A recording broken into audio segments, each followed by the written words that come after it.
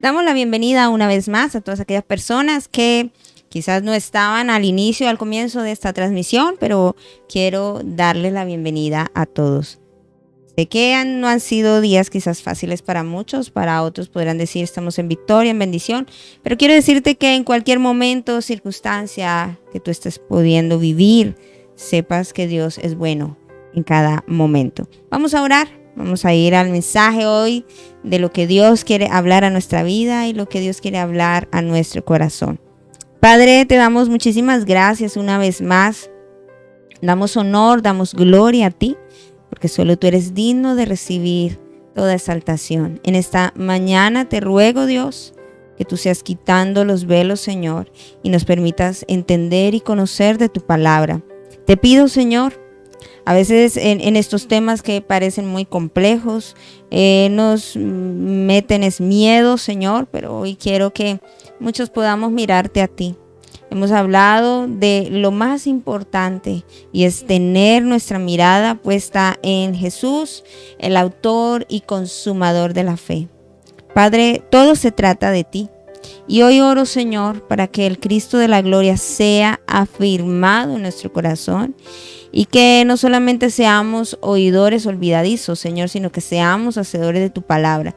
Tu palabra es viva, tu palabra es eficaz, tu palabra es más cortante que toda espada de dos filos y el objetivo principal de tu palabra es hablar a nuestro corazón, corregir nuestro camino y permitirnos vivir este evangelio tal cual como es. Padre, te damos honor y te damos gloria. Permite hoy que a través de tu Espíritu Santo tú seas redarguyendo, convenciendo de pecado, de justicia y de juicio en un tema tan hermoso como es hablar del Cordero de Dios. Padre, gracias te damos en esta mañana y te damos toda honra, todo honor y todo reconocimiento.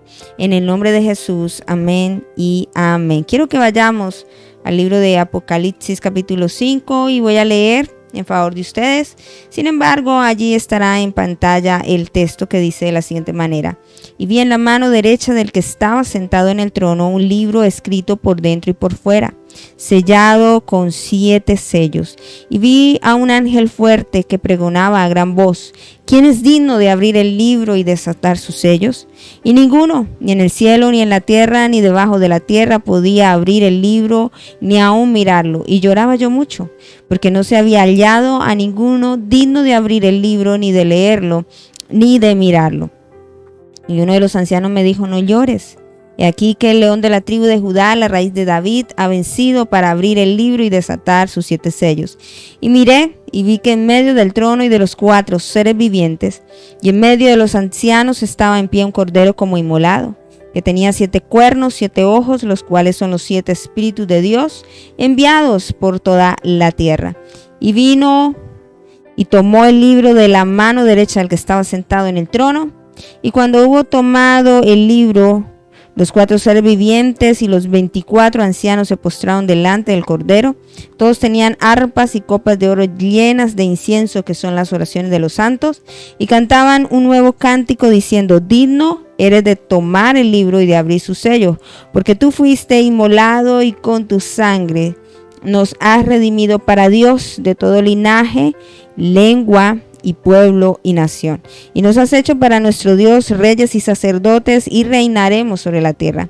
Y miré y oí la voz de muchos ángeles alrededor del trono y de los seres vivientes y de los ancianos, y su número en millones de millones, que decían a gran voz: el Cordero que fue inmolado es digno de tomar el poder, la riqueza, la sabiduría, la fortaleza, la honra, la gloria y la alabanza. Y a todo lo creado que está en el cielo y sobre la tierra y debajo de la tierra y en el mar, y a todas las cosas que en ellos hay, oí decir al que está sentado en el trono y al Cordero sea la alabanza, la honra, la gloria y el poder por los siglos de los siglos. Los 4 seres vivientes decían amén, y los 24 ancianos se postraron sobre sus rostros, adoraron al que vive por los siglos de los siglos. Hoy quiero hablar acerca de este tema maravilloso. Vamos a hablar acerca para ya entrar a profundidad de lo que son los sellos, pero antes de entrar a los sellos y lo que muchos han esperado y las plagas y el dragón y las trompetas y las dos bestias y la mujer y el dragón y todas estas cosas que nos habla Apocalipsis, que siempre les he hablado y les he insistido en lo mismo. El propósito primordial es presentar a Jesucristo.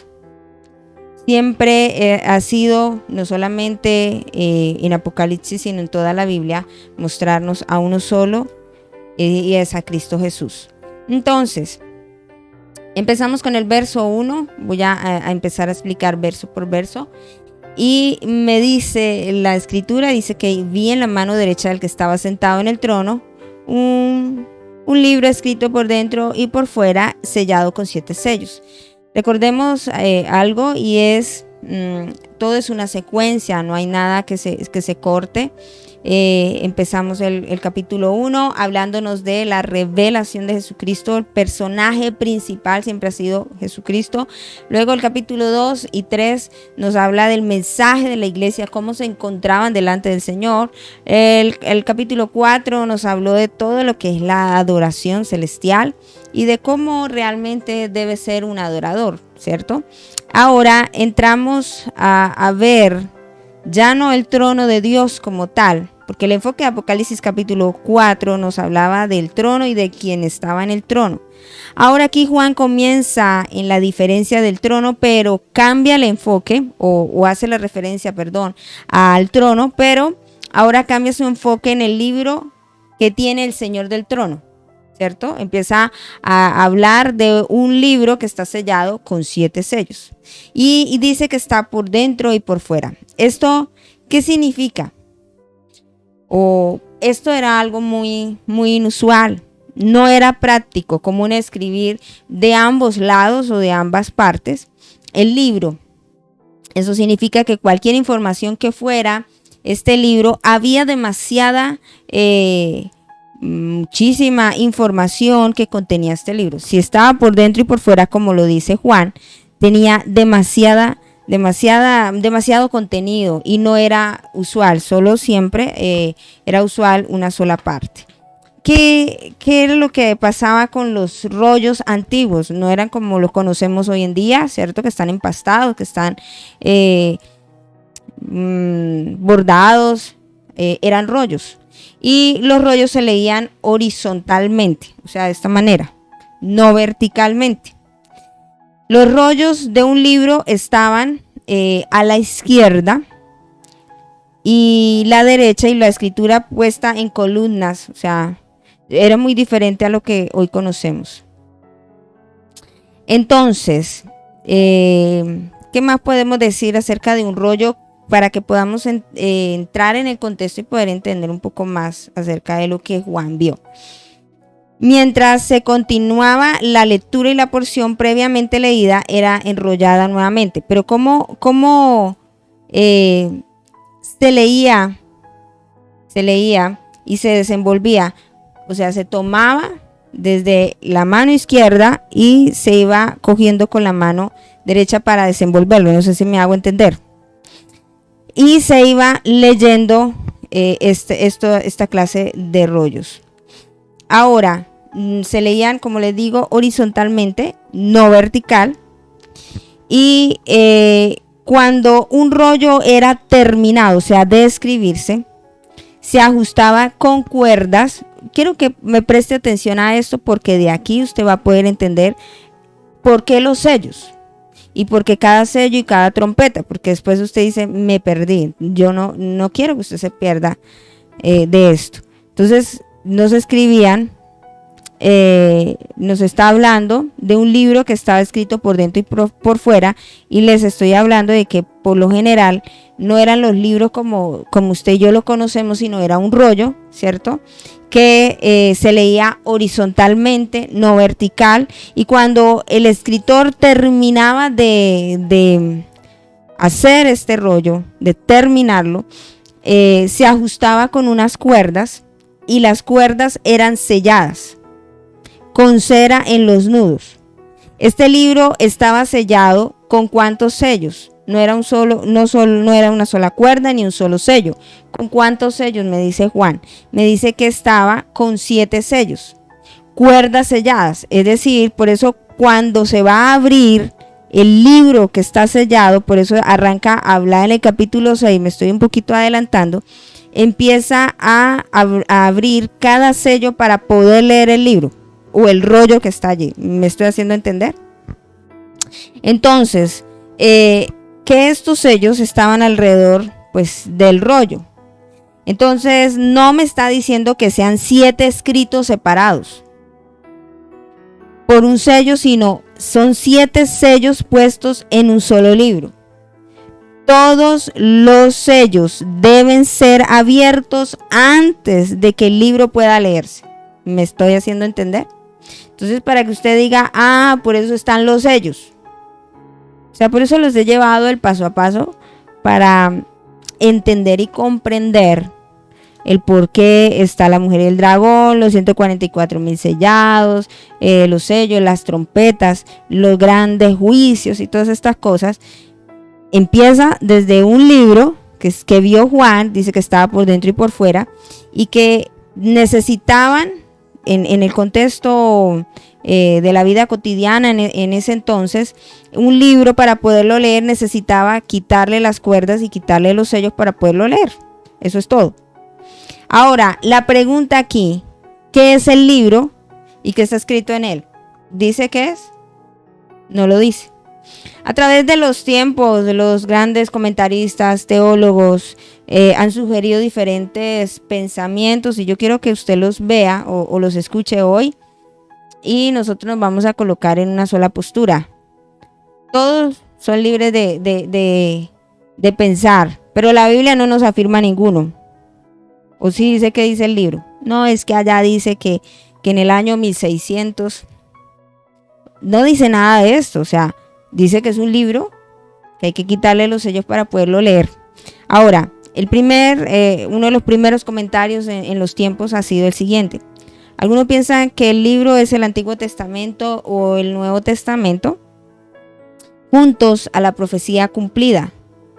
Pero esas ideas miran hacia atrás. Usted y yo ya lo hemos podido leer. Entonces no, como que pierde peso eso y ¿quién no es digno de leer hoy por hoy el Antiguo y el Nuevo Testamento? O sea, no hay nada asombroso. La segunda, algunos creen que el libro es la demanda del divorcio de Dios contra Israel. Pero la Biblia no nos habla o hay muy poca evidencia de esto. ¿Y quién no es digno para leer que Israel fue desechado, como dice la carta a los romanos, que no fue desechado para siempre? O sea, no es un misterio. Ahora, otra postura, dicen que el libro es la sentencia de Dios en contra de los enemigos de la iglesia. Quizás pueda ser cierto. Pero, ¿quién no es digno de abrir un libro para saber qué dice de eso? O sea, no es nada asombroso. Algunos creen que el libro del título de propiedad, o sea, algunos piensan que es el título de propiedad del planeta Tierra. Pues esta podría ser una idea muy, muy atractiva, o sea, como el poder legal de un título diciendo que es la propiedad de la Tierra. Ahora, especialmente por el tiempo y que vendrá de la tribulación, el cual terminará con el gobierno de Jesús en la tierra, eso sí está escrito. Pero es difícil de demostrar con certeza lo que nos están diciendo, ¿cierto? La mejor conexión de esta idea parece estar en Jeremías capítulo 32, versículos 6 al 15. Quiero que vayamos a revisar. Jeremías capítulo 32, versículos 6 al 15, dice de la siguiente manera. Dijo Jeremías, palabra de Jehová vino a mí diciendo, he aquí que Anamael, hijo de Salún, tu tío, viene a ti diciendo, cómprame mi heredad que está en Ananot, porque tú tienes derecho a ella para comprarla. Y vino a mí Anamael, hijo de mi tío, conforme a la palabra de Jehová, al patio de la cárcel y me dijo, compra ahora mi heredad que está en Ananot. Anató, perdón, en tierra de Benjamín, porque tuyo es el derecho de la herencia, y a ti corresponde el rescate, cómprala para ti. Entonces conocí que era palabra de Jehová. Y compré la heredad de Anameel, hijo de mi tío, para que ustedes lo tengan en cuenta para sus hijos, ¿no? El nombre. La cual estaba en Atob, y le pesé el dinero 17 ciclos de plata, y escribí la carta y la sellé y la hice certificar con testigos y pesé el dinero en balanza. Tomé luego la carta de venta sellada según el derecho y costumbre y la copia abierta, y di la carta de venta a Barut, hijo de Nerías, hijo de Maasías, delante de Anamael, el hijo de mi tío, y delante de los testigos que habían escrito la carta de venta delante de todos los judíos que estaban en el patio de la cárcel. Y di orden a Barut delante de ellos diciendo: así ha dicho Jehová de los ejércitos, Dios de Israel, toma estas cartas, esta carta de venta sellada y esta carta abierta, y ponlas en una vasija de barro para que se conserven muchos días, porque así ha dicho Jehová de los ejércitos, Dios de Israel, aún se comprarán casas, heredades y viñas en esta tierra. Aquí nos está mostrando algo de un título de una propiedad de un lugar, de un terreno. Muchos asumen o dicen que ese libro es la propiedad, o como no sabría decir la palabra específica en este momento, el título más bien, el título de propiedad del planeta Tierra, para que me haga entender. Y por eso estas propiedades, como el ejemplo que me muestra Jeremías, estos títulos de propiedad judío estaban sellados. Pero no hay duda, ¿cierto?, que la tierra es de quién. Salmo 24:1 dice: de Jehová la tierra y su plenitud, el mundo y los que en él ¿qué? Habitan. A pesar de los gobiernos de este mundo, le pertenecen, hemos visto, a Satanás, y ahí vemos un poco lo de la tentación de Jesús. Dice: yo te daré todo esto si postrado me adorares, ¿cierto? Le está hablando del gobierno del mundo. Ahora, si Dios... Uno diría: y si de Jehová la tierra y su plenitud, entonces ¿de quién? ¿Por qué habla de que el diablo tiene como el poder en el gobierno, ¿cierto? En lo que hablamos ahorita. Ahora, no es que Dios perdió el título de propiedad, porque ¿quién tiene el libro en la mano? Versículo 1 de Apocalipsis capítulo 5. Ahí estaba. Vi en la mano derecha del que estaba sentado en el trono un libro. O sea que Dios tiene ese libro, no está perdido, pero el libro debe abrirse y debe ser revelado para mostrar o contar, ¿cierto?, de quién pertenece la tierra.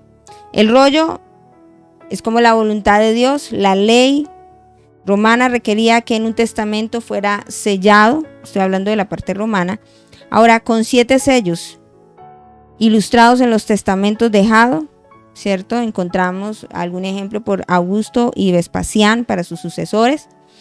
Y recuerde algo, el énfasis o el enfoque principal del contenido del libro no es tanto, sino en sus sellos y de qué es lo que está escrito en él. Ahora, resumamos este versículo para que podamos entender. He hablado y he dicho que es un rollo y que necesitaba, ¿cierto? Estaba escrito ¿por qué? Por ambos lados. Que en el antiguo se ponían ciertas cuerdas con sellos, y para poder leer lo que estaba en ese libro necesitaban ¿qué hacer? Quitar los sellos. Ahora, hay diferentes teorías donde nos hablan de lo que piensan que está escrito en el libro, pero nosotros yo he tomado la última que se cree que es el título de propiedad del planeta Tierra, tomado de lo que nos habla Jeremías, que él lo hizo en ese entonces porque los judíos, esta costumbre judía, las propiedades, los títulos de propiedades estaban sellados, tenían estos sellos. ¿Entendido está ahí? ¿Vamos comprendiendo? Entonces lo que usted va a ver en el capítulo 6 sería el quitar el sello para poder leer lo que está escrito en el libro.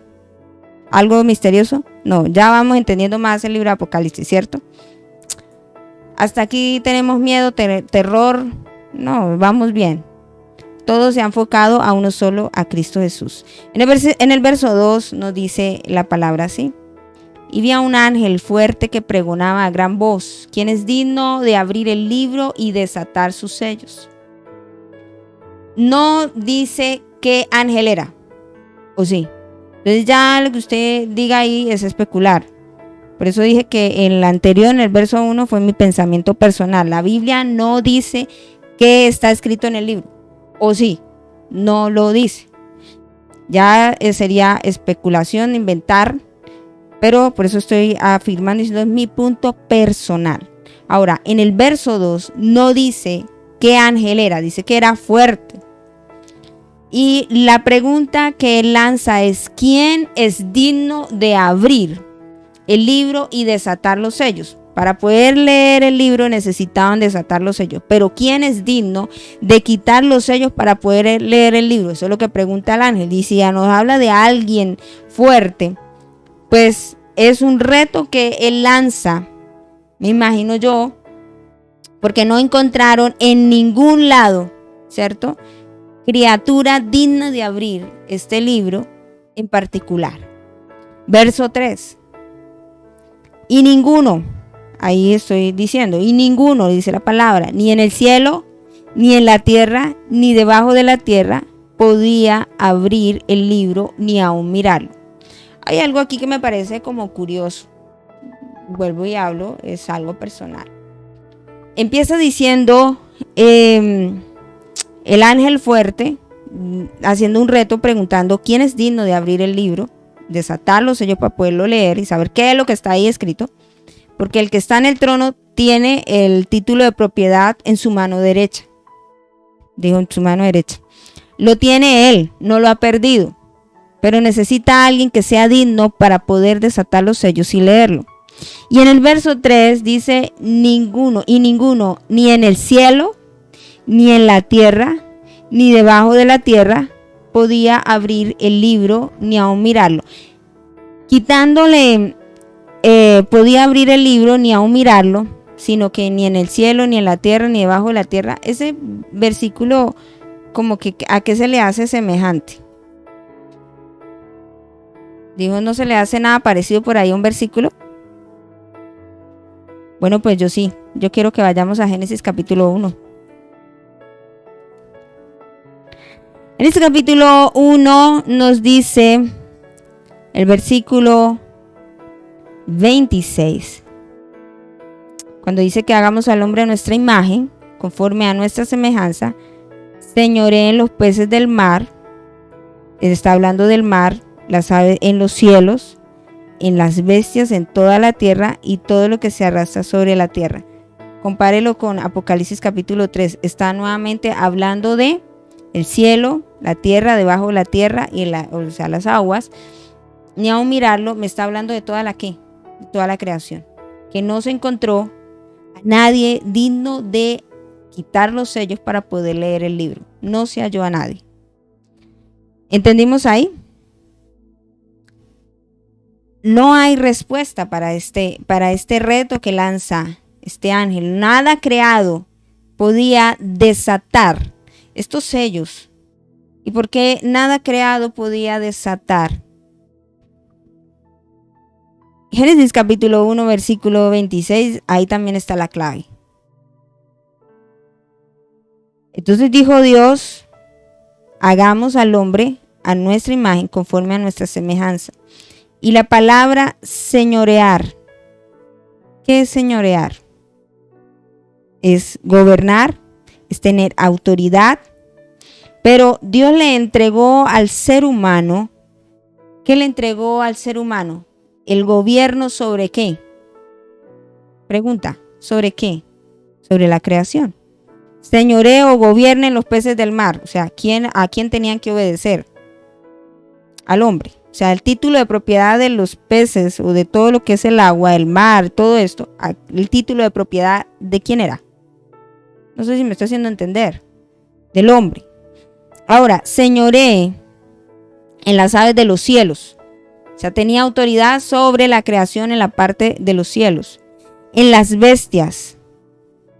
y está hablando de la parte de las fieras, pero también en toda la tierra, y dice en toda la tierra y en todo animal que se arrastra sobre la tierra. Así que el título de propiedad, ¿a quién se le entrega en ese momento? Al hombre. El hombre era el encargado de la administración. ¿De qué?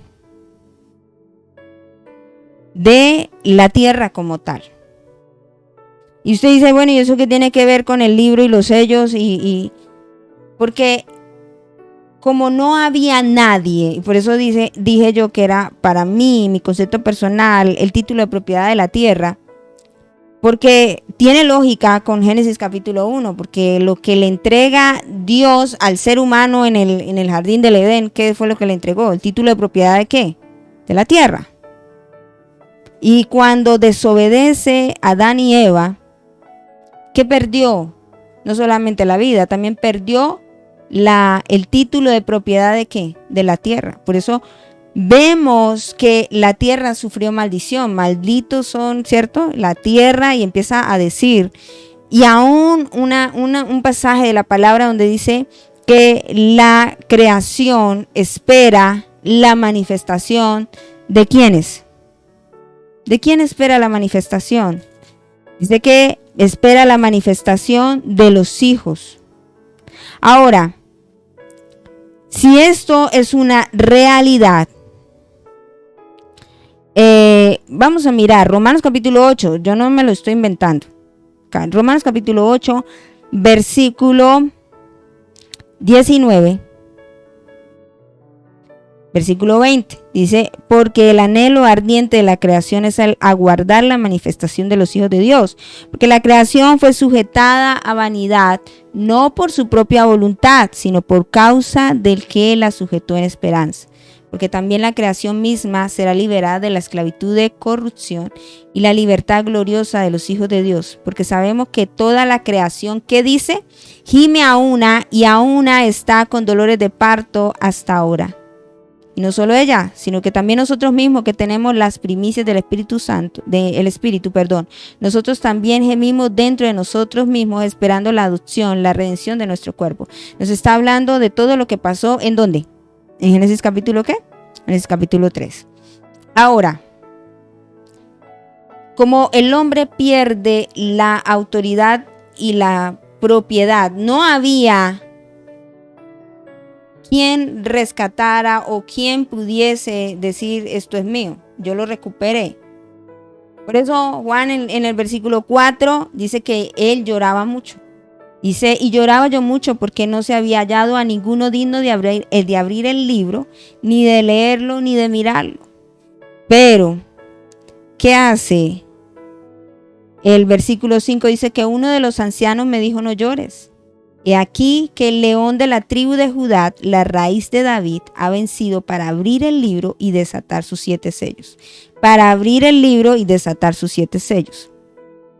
Uno de los ancianos, no dice que un ángel, ni uno de los 4 seres vivientes. Me habla de que es que uno de los ancianos que ya miramos, que es tipología de qué? De la iglesia, ¿cierto? Y de parte de lo que es el pueblo de Israel. Ahora, él le dice, ¿el león de dónde? De la tribu de Judá. ¿Quién es el león de la tribu de Judá? Es un título mesiánico, ¿cierto? Del Mesías, del león de Judá, que viene inclusive desde Génesis capítulo 49, versículos 9 y 10, donde Jacob llama a sus hijos y los bendice. Y aquí hay una palabra mesiánica de lo que sería. Si quieren, miremos, yo no tengo problema. Recuerde que todo esto es una continuidad para poder después hablarle de los sellos. Génesis capítulo 49, versículo 9 y 10, está la bendición de lo que hizo Jacob a sus hijos. Dice, cachorro de león, Judá, de la presa subiste, hijo mío. Se encorvó, se echó como león, así como león viejo. ¿Quién lo despertará?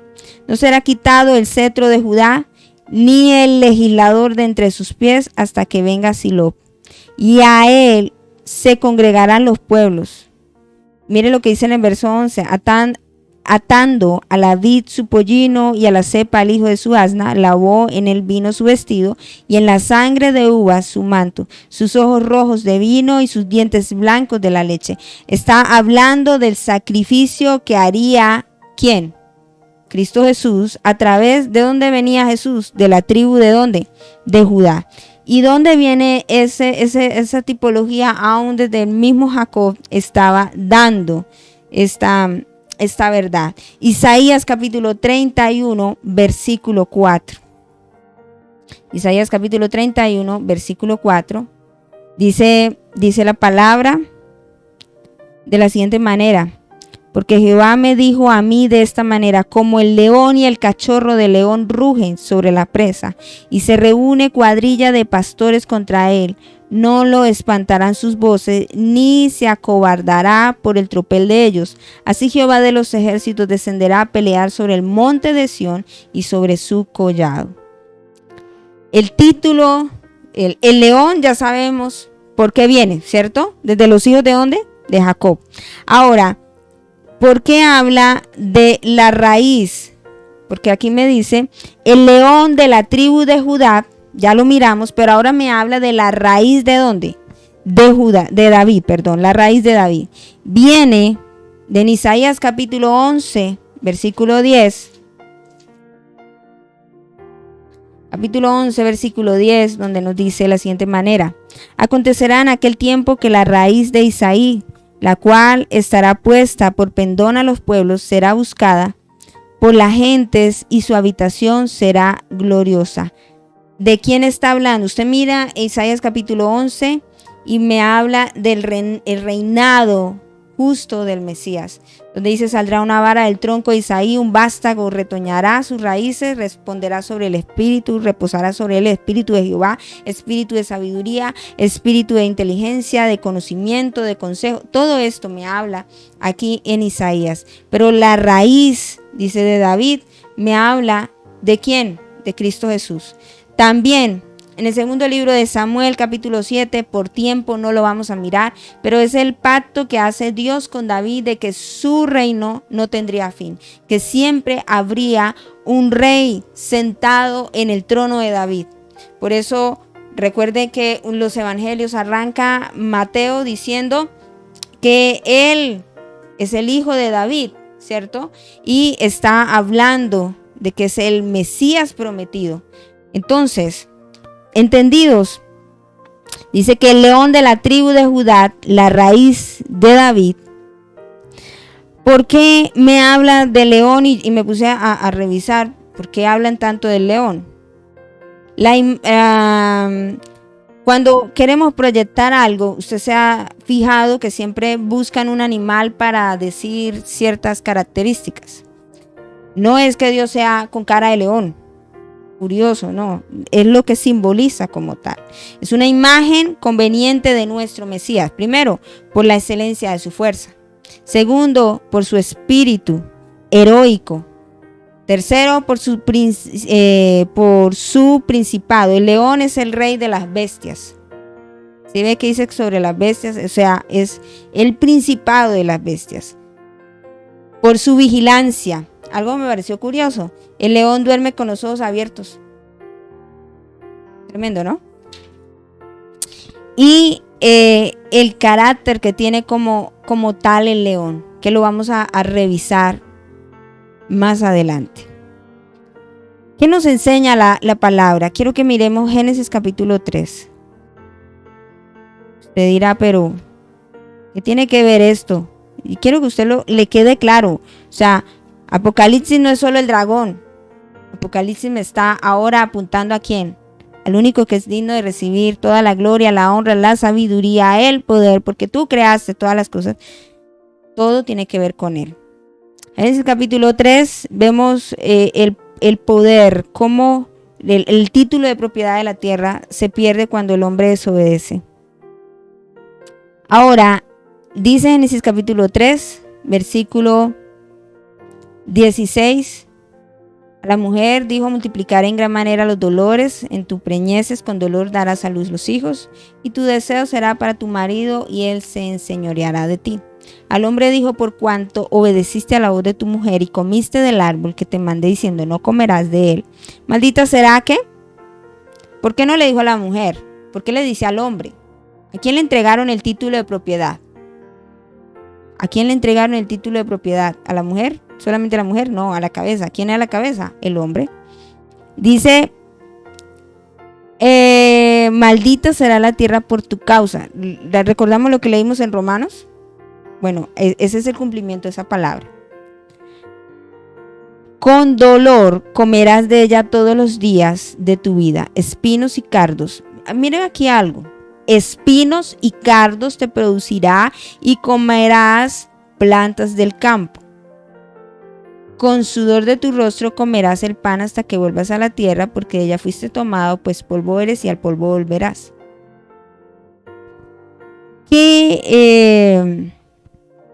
¿Cuál fue la maldición? Dice: maldita la tierra por causa de quién. Pues a quien le habían puesto a cuidar.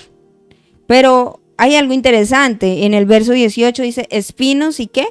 Y cardos. Cuando Cristo en la cruz del Calvario, también es un pensamiento personal, pero creo, muchos dicen: con una corona de espinos te hiciste rey por siempre. Pero ¿qué es lo que vino Cristo a hacer?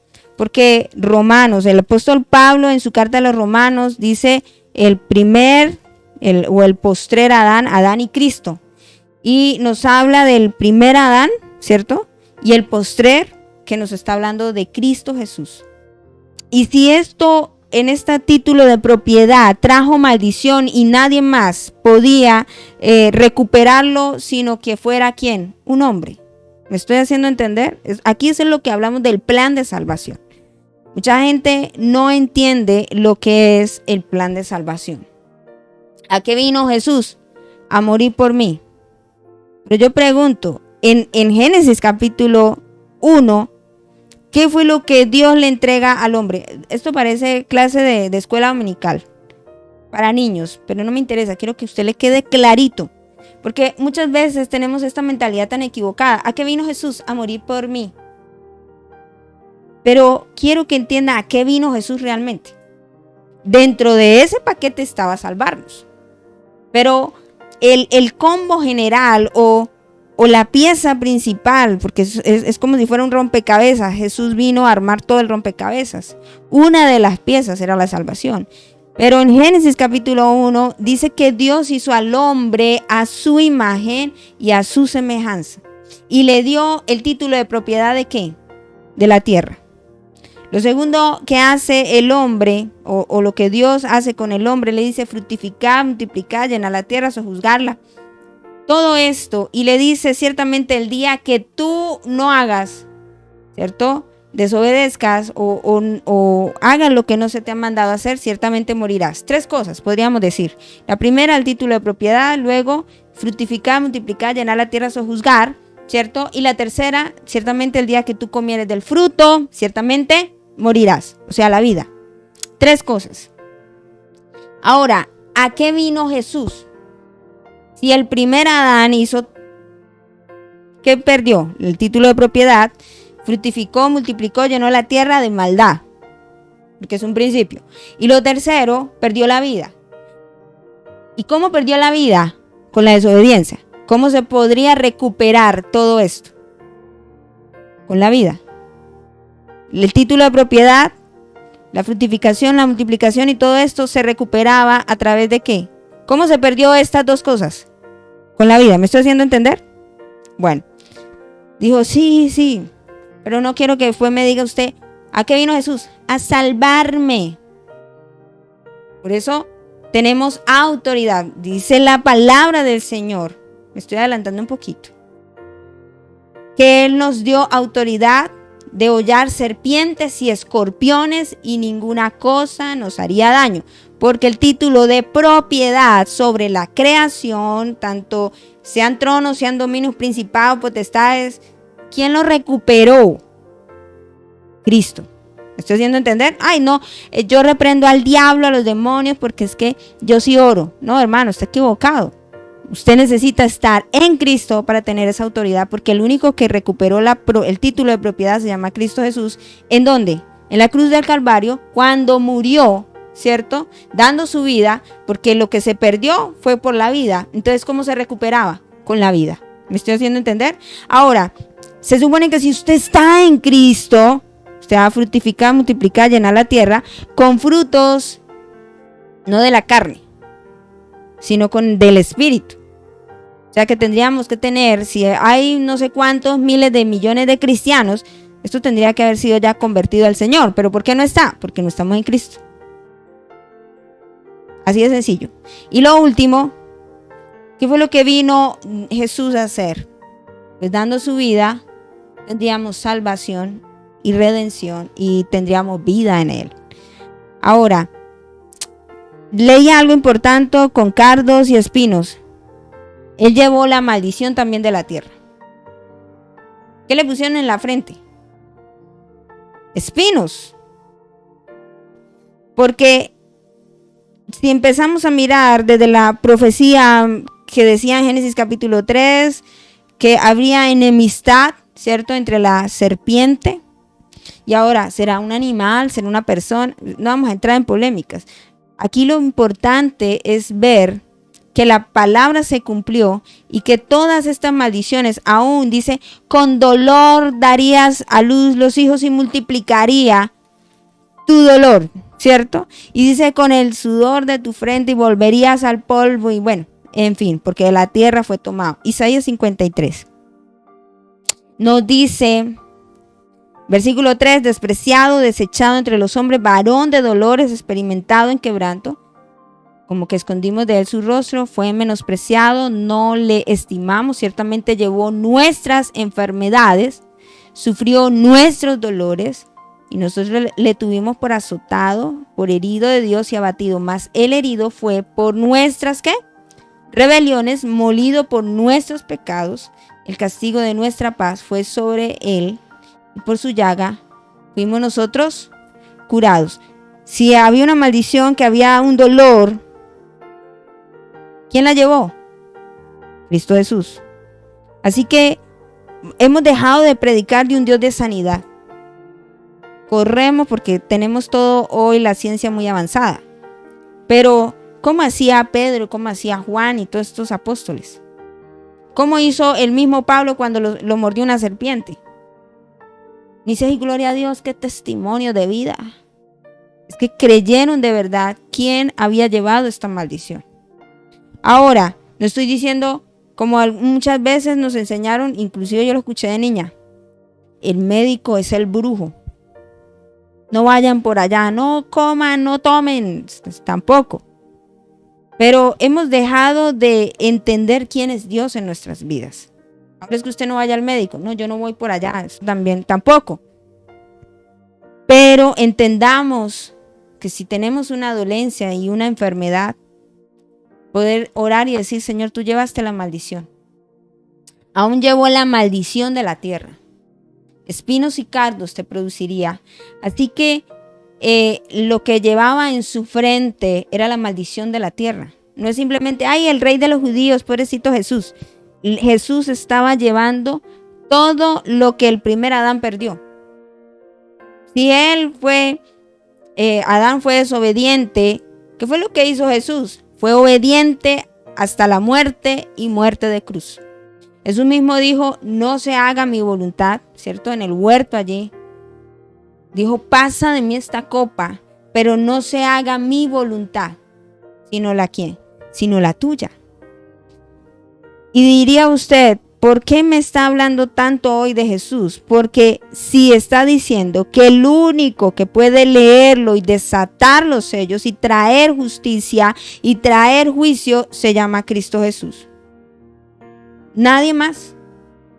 Por eso mucha gente que está tan equivocada de voy a orar a no sé quién. Aquí inclusive nos han dicho de los santos que hay que orarle a los santos. Aquí no dice eso. Inclusive nos habla de que los ancianos, ¿cierto? Que son, dice, la oración de los santos y todos se enfocan en uno solo. ¿En quién? Se enfocan en Cristo Jesús. Y dice que Él ha vencido para abrir el libro y desatar, ¿qué? Sus 7 sellos. Por eso hoy toma bastante énfasis en Colosenses capítulo 2, versículo 14. Anulando el acta de los decretos que había contra ¿quién? Contra nosotros. Que nos era contraria, quitándola de en medio y clavándola en la cruz. O sea, quitando toda legalidad que existía sobre nosotros. Toda propiedad que existía sobre nosotros de maldición, de enfermedad, de todas estas cosas que nos eran contrarias por causa del primer Adán. ¿Quién la quitó y quién la conquistó en la cruz del Calvario? Se llama Cristo Jesús. Así que ya no queda duda de quién es el único digno de qué, de abrir, no solamente de leer el libro de lo que está allí, el título de propiedad, sino de quitar los sellos, y en cada sello va a haber un juicio. Creo que ahora sí empezamos a entender un poco más el libro de Apocalipsis. ¿Quién ha sido el personaje principal? Como dice Juan, esta es la revelación ¿de quién? De Jesucristo. Por años nos habían metido una ideología de que no podíamos leer Apocalipsis porque qué cosa tan rara, que nos daba miedo, pero que también nos enfocábamos más en los sellos y en los juicios y no mirar quién es el digno de recibir toda la gloria, la honra, la sabiduría, que es Él. Dice que ha vencido, no dice que vencerá, ni está venciendo. Me está diciendo en tiempo que pasado, que Él venció para abrir el libro y tiene total autoridad para desatar los sellos que puedan venir. Y por eso, si empezamos a revisar luego los sellos, que va a estar muy unida esta enseñanza, va a ser el empalme. Estos sellos están dados no sobre el cielo, o sea, sobre el trono de Dios, está hablando sobre la tierra. Ahora, ¿qué dice el verso 6? Dice, miré y vi que en medio del trono y de los 4 seres vivientes, ponga mucha atención a lo que estoy leyendo. Miré y vi que en medio de ¿dónde? Del trono y de los 4 seres vivientes y en medio de los ancianos estaba en pie un cordero como inmolado, que tenía 7 cuernos, 7 ojos, los cuales son los 7 espíritus de Dios enviados por toda la tierra. Con esto voy ya casi a cerrar la enseñanza del día de hoy. Es difícil de describir lo que quizás ve Juan. Quizás Juan, cuando el anciano le dice el león de la tribu de Judá, pensaba que iba a salir a un león. Pero en lugar de eso ve un ¿qué? Un cordero. El cordero es presentado en una manera simpática, poderosa. Y me dice que está ¿qué? Que está vivo. Que está en pie un cordero. Pero dice que el cordero, desde el versículo, como el cordero inmolado, como inmolado. O sea que tendría que tener las marcas del sacrificio de lo que Jesús hizo. Cuando queremos símbolos de poder, se usan bestias feroces, pájaros que causan tales efectos como aquellos que representan a naciones o equipos de deporte, ¿cierto? Pero el representante del reino de los cielos, ¿cómo es? Un cordero que representa humildad, gentileza y un amor de sacrificio. ¿Qué es lo que representa este cordero? Humildad, gentileza y un amor de sacrificio. yo tengo que hablar un poco más acerca del Cordero. Por eso Isaías 53 nos dice que como Cordero fue llevado. Y tendría que hablar del sacrificio que hacían los sacerdotes, que usaban un cordero para cubrir, ¿cierto? Para expiar el pecado, pero no lo cubría en su totalidad, porque quien había desobedecido era, o quien había perdido todo lo que acabo de hablar anteriormente, había sido un hombre. Entonces presenta al cordero inmolado que quita el pecado ¿de qué? Del mundo. Juan lo dice. He aquí el cordero inmolado que quita el pecado del mundo. No que lo limpia temporalmente, sino que la sangre de su Hijo amado nos limpia de todo pecado. Y eso es lo que simbolizaba en el Éxodo. Antes de salir de tierra de Egipto, lo que simbolizaba era que la sangre del cordero en la puerta de los dinteles les estaba librando de la muerte. ¿Qué es lo que nos libra hoy? La sangre de su Hijo amado nos libra de la muerte eterna. Y algunos corren a decir, la sangre me cubre. No sé si me está entendiendo. ¿Qué era lo que era el símbolo allí? La sangre del cordero me libraba de la muerte en Egipto.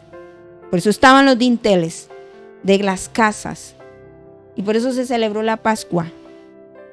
Símbolo y figura de lo que vendría en el cordero inmolado que quita el pecado del mundo. La sangre de su Hijo amado me limpia de todo pecado y de toda mancha. Voy a hacer una pequeña introducción de lo que significan 7 cuernos, 7 ojos, o más bien, recuerde que los cuernos en la Biblia no es que sea un fenómeno lo que me está hablando acá. Lo que me está diciendo de los cuernos significa o simboliza gobierno. ¿Te recuerda, Daniel, cuando hablamos de los cuernos? Un cuerno pequeño que está diciendo que simboliza, ¿qué simboliza? Gobierno. Dijo, lo voy a dejar acá para poder explicar más adelante esta parte tan fundamental de lo que significa este plan de salvación. A mí me parece extraordinario que dice que Él está en medio del trono. ¿Por qué está en medio del trono? ¿Quién intercede? Cristo Jesús. Y por eso es el único digno de haber rescatado todo lo que se había perdido. No solo el hombre se perdió, sino que la creación fue sujetada a obediencia, ¿cierto? Dice, fue sometida, esperando la liberación, ¿cierto? Clama por la manifestación de los hijos. Pero también Él llevó la maldición de la tierra, llevó todo. Por eso Él es el único digno de desatar los sellos para poder leer el libro de lo que está allí. ¿Que lo tiene quién? El que está sentado en el trono. Y que los sellos tienen que ver con lo que voy a hablar más adelante. Dijo, hoy no. Como decía muchas veces, no se lo pierda. Pero creo que ya pudimos entender mejor, ¿cierto? Ahí sí vamos a hablar de los sellos, las trompetas, las copas de ira, que tienen que ver todo con los sellos, para poder desatar lo que está en el libro. ¿Y quién es digno?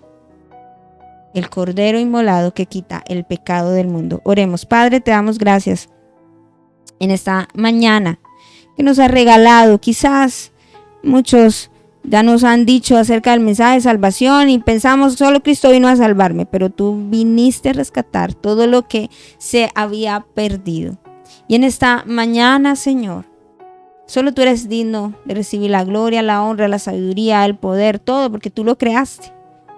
Hemos quedado, Señor, en este estudio de la palabra y te pido que nos ayudes a entender.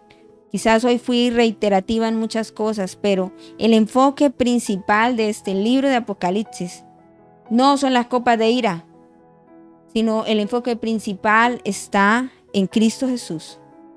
Y por eso Juan empieza en una revelación tan hermosa, el paso a paso mostrándonos siempre el personaje principal que es Cristo Jesús.